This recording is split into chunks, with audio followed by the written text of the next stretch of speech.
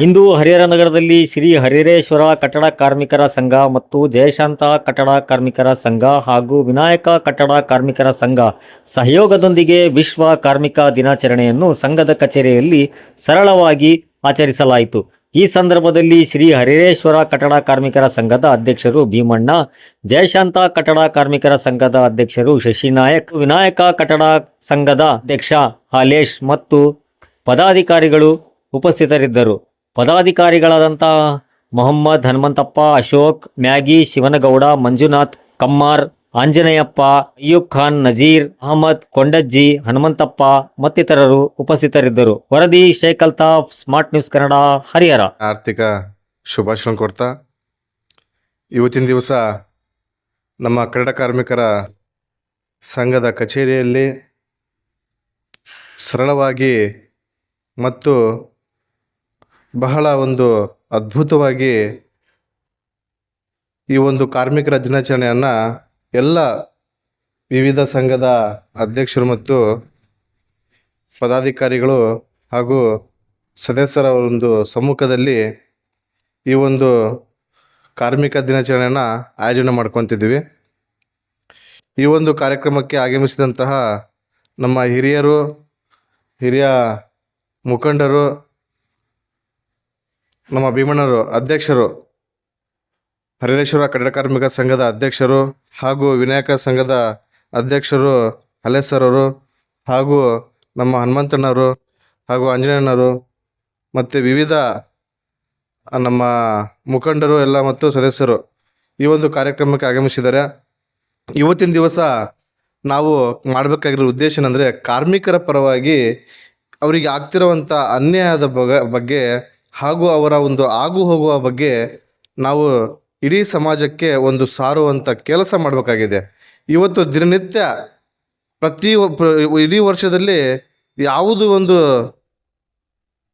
ಅವರ ಒಂದು ಶ್ರಮಿಕದಲ್ಲಿ ಇದು ಇಲ್ಲದಂಗೆ ರಜಾ ಇಲ್ದೇ ದುಡಿತಾರಂಥ ಏಕೈಕ ವ್ಯಕ್ತಿ ಅಂದರೆ ಇವತ್ತು ಕಾರ್ಮಿಕರು. ಇವರು ತನ್ನ ಜೀವನವನ್ನು ರೂಪಿಸ್ಕೊಳ್ಳೋಕ್ಕೆ ಅವರು ಇವತ್ತು ಹಗಲು ರಾತ್ರಿ ಅನ್ನದೇ ತಮ್ಮ ಜೀವನವನ್ನು ಪಡಗಿಟ್ಟು ಬೆಳಗ್ಗಿಂದ ಸಾಯಂಕಾಲ 6 ಗಂಟೆವರೆಗೂ ಏನಿರುತ್ತೆ ಅವರು ವೃತ್ತಿ ಜೀವನ ಮಾಡ್ತಾ ಇದ್ದಾರೆ. ಅವರ ಒಂದು ಆರೋಗ್ಯದಲ್ಲಿ ಬಹಳ ಶ್ರಮಿಕನಾಗಿ ಇವತ್ತು ತಮ್ಮ ಒಂದು ಕುಟುಂಬವನ್ನು ಸಾಕುವಂಥ ವ್ಯವಸ್ಥೆಯಲ್ಲಿ ಇವತ್ತು ಕಾರ್ಮಿಕರು ಬರ್ತಾ ಇದ್ದಾರೆ. ಹಾಗಾಗಿ ಸರ್ಕಾರಕ್ಕೆ ನಾನು ಏನು ಮನವಿ ಮಾಡ್ಕೊತೀನಿ ಅಂದರೆ, ಇಂಥ ಕಾರ್ಮಿಕರಿಗೆ ಅಂದರೆ ನಮ್ಮ ಕಟ್ಟಡ ಕಾರ್ಮಿಕರಿಗೆ ವಿವಿಧ ರೀತಿಯ ಸೌಲಭ್ಯ ಈಗೇನು ಕೊಡ್ತಾ ಇದ್ದೀರಾ, ಇನ್ನೂ ದುಪ್ಪಟ್ಟು ಅವರಿಗೆ ಐತಲ್ಲ ಕಾರ್ಮಿಕರಿಗೆ ಲಭಿಸ್ಲಿ ಅಂತ ಹೇಳಕ್ಕೆ ಇಷ್ಟಪಡ್ತೀನಿ. ಹಾಗೆ ನಮ್ಮ ಕಾರ್ಮಿಕರು ತಾವೆಲ್ಲರೂ ದಿನನಿತ್ಯ ದುಡಿತೀರಾ, ಒಂದು ನೀವು ಇದರಿಂದ ಸ್ವಲ್ಪ ನೀವು ರಜೆಯನ್ನು ತಗೊಂಡು ತಮ್ಮ ಆರೋಗ್ಯದ ಬಗ್ಗೆ ಗಮನವನ್ನು ಹರಿಸ್ಬೇಕಂತೇಳಿ ನಾನು ಕಾರ್ಮಿಕರಿಗೆ ನಾನು ಮನವಿ ಮಾಡ್ಕೊತೀನಿ. ಯಾಕಂದರೆ ಪ್ರತಿದಿನ ದುಡಿಯೋದು ಇದ್ದೇ ಇರುತ್ತೆ ನಮ್ಮ ಕಾರ್ಮಿಕರು. ಯಾಕಂದರೆ ತಾವು ಆರೋಗ್ಯದಿಂದಿದ್ದರೆ ಇನ್ನೂ ಹೆಚ್ಚು ದುಡಿಬೋದು. ಇವತ್ತು ತಮಗೆ ಆರೋಗ್ಯನೇ ಇಲ್ಲ ಅಂತಂದರೆ ಏನು ದುಡಿಯೋಕ್ಕೆ ಸಾಧ್ಯ? ಹಾಗಾಗಿ ಕಾರ್ಮಿಕರು ತಮ್ಮ ಆರೋಗ್ಯದ ಬಗ್ಗೆ ಗಮನ ವಹಿಸಬೇಕು. ಹಾಗೆ ತಮ್ಮ ಮಕ್ಕಳ ವಿದ್ಯಾಭ್ಯಾಸಕ್ಕಾಗಿ ಸ್ವಲ್ಪ ಅವರಿಗೆ ಒತ್ತು ಕೊಡುವಂಥ ಕೆಲಸವನ್ನು ನಾವು ಕಾರ್ಮಿಕರು ಮಾಡಬೇಕು. ಇವತ್ತು ಏನಾಗಿದೆ ಅಂದರೆ ದುಡಿತಾ ಇರ್ತೀವಿ, ಆದರೆ ನಮ್ಮ ಮಕ್ಕಳ ಭವಿಷ್ಯವನ್ನು ನಾವೇನು ಮಾಡ್ತಾ ಇದ್ದೀವಿ, ಕೇರ್ ಮಾಡ್ತಾ ಇಲ್ಲ, ಅದಕ್ಕೆ ಆರೈಕೆ ಮಾಡ್ತಾ ಇಲ್ಲ. ಹಾಗಾಗಿ ಮೊದಲನೇದಾಗಿ ನಮಗೆ ಕುಂಠಿತ ಆಗ್ತಿರೋದು ಎಲ್ಲಂದರೆ ನಮ್ಮ ಮಕ್ಕಳ ಭವಿಷ್ಯವನ್ನು ನಾವು ನೋಡ್ಕೊಳಕ್ಕೆ ಆಗ್ತಾ ಇಲ್ಲ.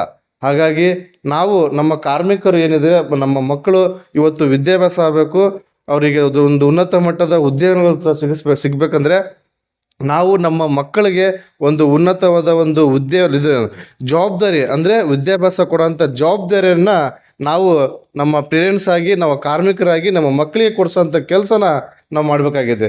ಏನಕ್ಕೆ ಈ ಮಾತು ನಾನು ಹೇಳಿದೆ ಅಂತಂದರೆ, ಇವತ್ತು ಎಷ್ಟೋ ನಿಮ್ಮ ಮೇಲೆ ನೋಟ ಇದೆ, ನಾವು ಬರೀ ದುಡಿಯೋದ ಬಗ್ಗೆ ಅಷ್ಟೇ ಫೋಕಸ್ ಮಾಡ್ತೀವಿ ಇವತ್ತು ನಮ್ಮ ಮನೆ ಜೀವನ ನಡಬೇಕಂತೇಳಿ, ಆದರೆ ನಮ್ಮ ಮಕ್ಕಳ ಬಗ್ಗೆ ನಾವು ಇದು ಮಾಡ್ತಾ ಇಲ್ಲ, ಹೌದಲ್ವಾ? ಹಾಗಾಗಿ ಇವತ್ತು ನಮ್ಮ ಮಕ್ಕಳು ಇವತ್ತಿನ ವಿದ್ಯಾರ್ಥಿಗಳು ಏನಂತಂದರೆ ನಮ್ಮ ಮುಂದಿನ ಯುವಕರು, ನಮ್ಮ ದೇಶವನ್ನು ಆಳೋಂಥ ಶಕ್ತಿಶಾಲಿ ಸೈನಿಕರವರು. ಹಾಗಾಗಿ ನಮ್ಮ ಮಕ್ಕಳು ನಾವೇನು ಇವತ್ತು ದುಡಿತಾ ಇರೋದಂಥ ಇವತ್ತು ಕಾರ್ಮಿಕರಿದ್ದೀವಿ, ಮುಂದೆ ನಮ್ಮ ಮಕ್ಕಳು ಆ ಹಂತದಲ್ಲಿ ಬರೋದು ಬೇಡ. ಅವರು ಬೇರೆ ಬೇರೆ ವಿದ್ಯಾಭ್ಯಾಸವನ್ನು ಕಲಿತು ಇನ್ನು ಉನ್ನತ ಮಟ್ಟದಲ್ಲಿ ಅವರಿಗೆ ಒಂದು ಇದು ಆಗಲಿ ಅಂಥೇಳಿ ನಾನು ಅವರಿಗೆ ಮನವಿ ಮಾಡ್ಕೊತೀನಿ. ಹಾಗೆ ಇತ್ತೀಚೆಗೆ ಏನಾಗಿದೆ ಅಂದರೆ ನಮ್ಮ ಸರ್ಕಾರ ಆಗಿರ್ಬೋದು, ಈ ಹಿಂದೆ ಅಂತ ಸರ್ಕಾರ ಆಗಿರ್ಬೋದು, ಏನಾಗಿದೆ ಅಂದರೆ ವಿದ್ಯಾಭ್ಯಾಸಕ್ಕೆ ಅಂತೇಳಿ ಸುಮ್ಮನೆ ಒಂದು ಬ್ರೋಚರಲ್ಲಿ ಪಾಂಪ್ಲೆಟ್ಸ್ ಒಳಗೆ ಹಾಕೊಂಬುದು ಅಷ್ಟೇ ಅವರಿಗೆ ಗೊತ್ತಿದೆ.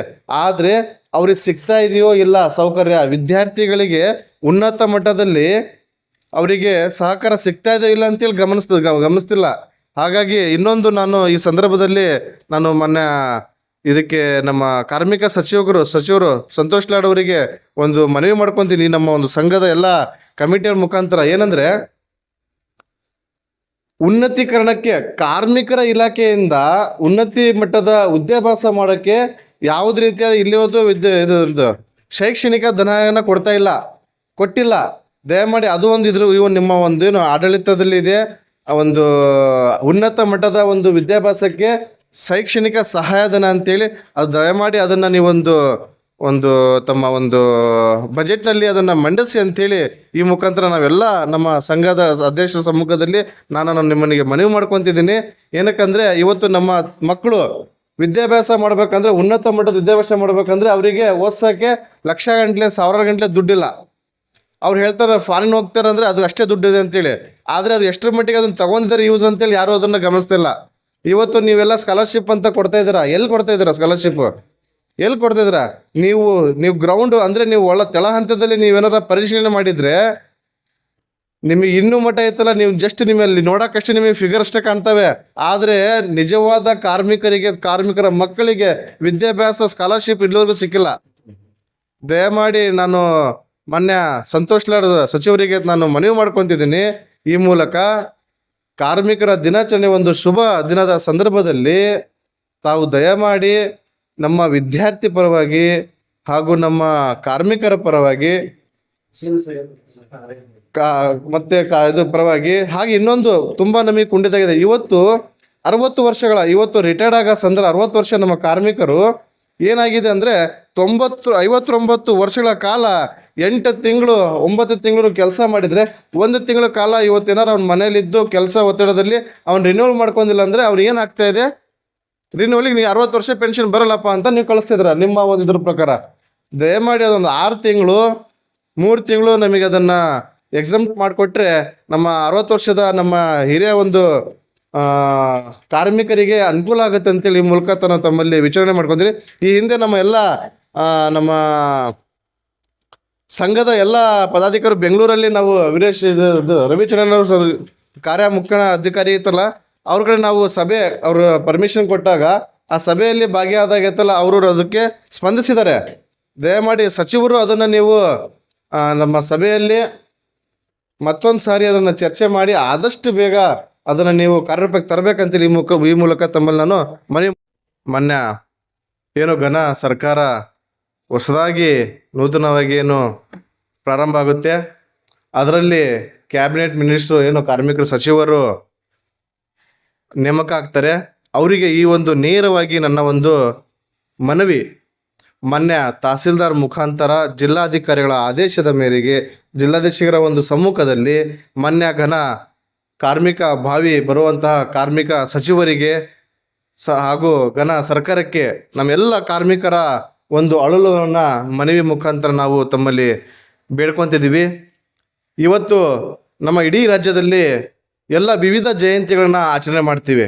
ಆದರೆ ಎಲ್ಲ ಸರ್ಕಾರಿ ಕಚೇರಿಯಲ್ಲಿ ಹಾಗೂ ತಾಲೂಕು ಆಫೀಸಿನಲ್ಲಿ ನಮ್ಮ ಕಾರ್ಮಿಕ ಜಯಂತಿಯನ್ನು ಆಚರಣೆ ಮಾಡೋಕ್ಕೆ ಸರ್ಕಾರ ಐತಲ್ಲ ತಮ್ಮ ಒಂದು ಆದೇಶವನ್ನು ಹೊರಡಿಸ್ಬೇಕಂತೇಳಿ ಈ ಮೂಲಕ ನಾನು ಎಲ್ಲ ಕಾರ್ಮಿಕರ ಮುಖಂಡರ ಮತ್ತು ಎಲ್ಲ ವಿವಿಧ ಸಂಘದ ಅಧ್ಯಕ್ಷರ ಸಮ್ಮುಖದಲ್ಲಿ ನಾನು ತಮಗೆ ಒಂದು ಮನವಿಯನ್ನು ಮಾಡ್ಕೊತಾ ಇದ್ದೀನಿ.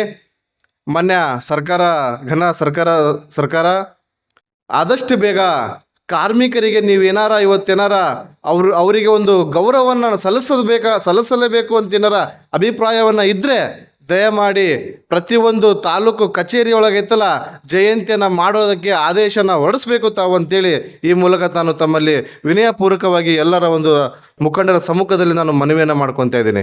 ಕಟ್ಟಡ ಕಾರ್ಮಿಕರ ಸಂಘದ ಅಧ್ಯಕ್ಷರು ಪ್ರತಿ ವರ್ಷದಂತೆ ಈ ವರ್ಷನೂ ನಡುಮಧ್ಯೆ ಮಾಡ್ತಾ ಇದ್ವಿ. 29, 28ಕ್ಕೆ ಮಾಡ್ತಾ ಇದ್ವಿ. ಈಗ ಲಾಸ್ಟ್ ಏನೋ ಕಾರ್ಮಿಕ ಇಲಾಖೆಯಿಂದ ಕಾರ್ಯಕ್ರಮ ಮಾಡ್ತಾವಂತಂದು ಹೇಳಿದರು. ಆದರೂ ನಾವು ಅದನ್ನ ನಂಬ್ಕೊಂಡು ಈ ತಿಂಗಳು ಸ್ವಲ್ಪ ಲೇಟಾಗಿ ಮಾಡಿದ್ದೆವು ಕಾರ್ಯಕ್ರಮ ಮಾಡೋದಕ್ಕೆ ನಮಗೆ ಅವರು ಒಂದು ಸಲ ಇಲಾಖೆಯಿಂದ ನಮಗೆ ಒಂದು ಮಾತು ಈ ತಿಂಗಳು ಮಾಡೋಣ ಅಂತಂದು ಹೇಳಿದಾಗ ಅದನ್ನು ಹೇಳ್ತಾ ಬಂದಿದ್ರು, ಹೇಳಿಲ್ಲ. ಆದರೂ ನಾವು ಕೊನೆ ತಿಂಗಳಲ್ಲಿ ಕಾರ್ಯಕ್ರಮ ಆಯೋಜನೆ ಮಾಡಿದ್ದೇವೆ.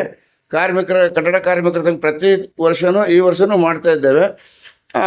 ಇವಾಗ ನಮ್ಮ ಶಶಿನಾಯಕರು ಭಾಳ ಎಲ್ಲ ವಿವರವಾಗಿ ಬಿಡಿಸಿ ಹೇಳಿದ್ದಾರೆ. ಎಲ್ಲ ಕಾರ್ಮಿಕರಿಗೂ ಸಿಗ್ತಕ್ಕಂಥ ಸೌಲಭ್ಯ ಏನು ಬೇಕೋ ಅದು ಸಿಗಬೇಕು ಅನ್ನೋದನ್ನು ತಿಳಿಸಿದ್ದಾರೆ.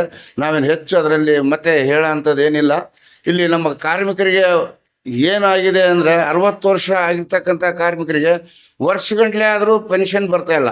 ಅವರು ಗುಳಿಗೆ ತಗೊಳೋದಕ್ಕೆ ಮಾಡೋದಕ್ಕೆ ಭಾಳ ಕಷ್ಟ ಆಗ್ತದೆ. ಅವ್ರಿಗೆ ಆಫೀಸ್ಗೆಲ್ಲ ಅಲ್ಲಿದಾಡ್ತಾರೆ. ಇಲ್ಲಿ ನಮ್ಮ ರೇರ್ ತಾಲೂಕಿನಲ್ಲಿ ಆಫೀಸು ಮೇಲ್ಗಡೆ ಇರೋದ್ರಿಂದ ಮೇಲೆ ಹತ್ತಿ ಇಳಿಯೋದಕ್ಕೂ ಭಾಳ ಸಮಸ್ಯೆ ಆಗ್ತಾಯಿದೆ. ಅಲ್ಲಿ ಪ್ರೆಗ್ನೆಂಟ್ ಇರೋ ಹೆಣ್ಮಕ್ಳು, ಆಮೇಲೆ ಡೆಲಿವರಿ ಆದ ಹೆಣ್ಮಕ್ಳು, ಆಮೇಲೆ ವಯಸ್ಸಾದವರು ಮೇಲೆ ಹತ್ತಲಿಕ್ಕೆ ಭಾಳ ಸಮಸ್ಯೆ ಆಕೈತೆ. ನಮ್ಮ ರೇರ್ ತಾಲೂಕಿನಲ್ಲಿ ಒಂದು ಆಫೀಸ್ ಬೇರೆ ಕಡೆ ಶಿಫ್ಟ್ ಮಾಡಿದರೆ ನಮ್ಮ ಕಾರ್ಮಿಕರಿಗೆ ಅನುಕೂಲ ಆಗುತ್ತದು. ಅದು ಅನುಕೂಲ ಆಗೋದ್ರಿಂದ ನಮ್ಮರಿಗೆಲ್ಲರಿಗೂ ಒಂದು ಕಾರ್ಡ್ ಮಾಡೋದಾಗಲಿ ಆಮೇಲೆ ಅಂಬೇಡ್ಕರ್ ಸಾಯರ್ಥ ಅಂತೇಳಿ ಕಾರ್ಡ್ಗಳು ಮಾಡ್ತಾಯಿದ್ದಾರೆ. ಈಗ ನಾವು ಆಫೀಸ್ನಲ್ಲೆಲ್ಲ ನಾವು ಫ್ರೀಯಾಗಿ ಮಾಡ್ತಾಯಿದ್ದೇವೆ. ಅದು ಒಂದು ಅಡ್ವರ್ಟೈಸ್ಮೆಂಟ್ ಕೊಟ್ಟು ಅವ್ರವ್ರು ಎಲ್ಲೆಲ್ಲಿ ಚಿಪ್ ಹಾಕೊಂಬಿಟ್ಟು ನಮ್ಮ ಸ್ಟೇಟ್ ವೈಸ್ನಿಂದ ಚಿಪ್ ತರಿಸ್ಕೊಂಡು ಅದನ್ನು ಕಾರ್ಯಕ್ರಮ ನಾವು ಫ್ರೀಯಾಗಿ ಕೊಡ್ತೇವೆ ಅಂತಂದೇಳಿ ಕಾರ್ಮಿಕರಿಗೆ ಬದಲಾವಣೆ ಮಾಡ್ತಾಯಿದ್ದಾರೆ. ಆ ಬದಲಾವಣೆ ಇರೋದ್ರಿಂದ ನಮ್ಮ ಕಾರ್ಮಿಕರಿಗೆ ಅನ್ಯಾಯ ಆಗ್ತಾಯಿದೆ. ಯಾವ ವಿಚಾರದಲ್ಲೂ ಒಂದು ಇದು ಸಿಗ್ತಾಯಿಲ್ಲ. ಆ ಉದ್ದೇಶಪೂರ್ವಕವಾಗಿ ನಾವು ಈಗ ಸರ್ಕಾರ ಬದಲಿಯಾಗಿದೆ. ಮುಂದಿನ ದಿನಗಳಲ್ಲಿ ಕಾರ್ಮಿಕರ ಸಚಿವರು ಯಾರು ಬರ್ತಾರೋ ಕಾರ್ಮಿಕರಿಗೆ ಅವರು ಒತ್ತು ಕೊಟ್ಟು ಆ ಕೆಲಸನ ಮಾಡಬೇಕು. ಅವರು ಯಾವುದೋ ವಿಚಾರದಲ್ಲಿ ಅಂದರೆ ಬಡ ಕಾರ್ಮಿಕರು ಇವಾಗ ಇರೋದು ಯಾರು ಶ್ರೀಮಂತರಿಲ್ಲ. ಒಂದು ದಿನ ದುಡಿಯೋಕ್ಕೆ ಹೋದರೆ ದುಡಿಮೆ ಇಲ್ಲ ಅಂದರೆ ದುಡಿಮಿಲ್ಲ. ಇದು ರಿಟೈರ್ಡ್ ಪೆನ್ಷನ್ನರಿಗೂ ಕಾರ್ಮಿಕರ ಕಾರ್ಡ್ನರಿಗೂ ಕೆಲವೊಂದೊಂದು ಸಮಸ್ಯೆ ಇದ್ದಾಗ ಅದನ್ನು ಸರ್ಕಾರದಿಂದ ಅದಕ್ಕೆ ಸೌಲಭ್ಯಗಳನ್ನು ಕರೆಕ್ಟಾಗಿ ಒದಗಿಸ್ಬೇಕು ಅಂತಂದೇಳಿ ವಿನಂತಿ ಮಾಡಿಕೊಳ್ತೇವೆ. ಸರ್, ಈಗ ಮುಂದಿನ ದಿನಗಳಲ್ಲಿ ಕಾರ್ಮಿಕರ ಸಚಿವರು, ಇವಾಗ ಹಿಂದಿನ ಸಚಿವರು ಇದ್ದರು, ಸಂತೋಷ್ ಲಾಡ್ ಅವರು ಇದ್ದರು, ಅವ್ರ ಜೊತೆಗೆಲ್ಲ ನಾವು ಬೆರ್ತಕ್ಕಂಥೆಲ್ಲವೂ ಕೆಲಸಗಳು ಕೇಳಿದ್ವಿ. ಈಗ ಅವ್ರು ಬದಲಾವಣೆ ಆಗಿದ್ದಾರೆ. ನೆಕ್ಸ್ಟ್ ಅವರೇ ಬಂದ್ರೂ ನಮಗಿನ್ನೂ ಅನುಕೂಲನೇ. ಯಾಕಂತಂದ್ರೆ ಅವ್ರಿಗೆ ಅನುಭವ ಇದೆ. ಹಿಂದಿನ ಸಚಿವರಾಗಿದ್ದರು, ಈಗೂ ಸಚಿವರಾಗಿ ಕೆಲಸ ಮಾಡಿದರು.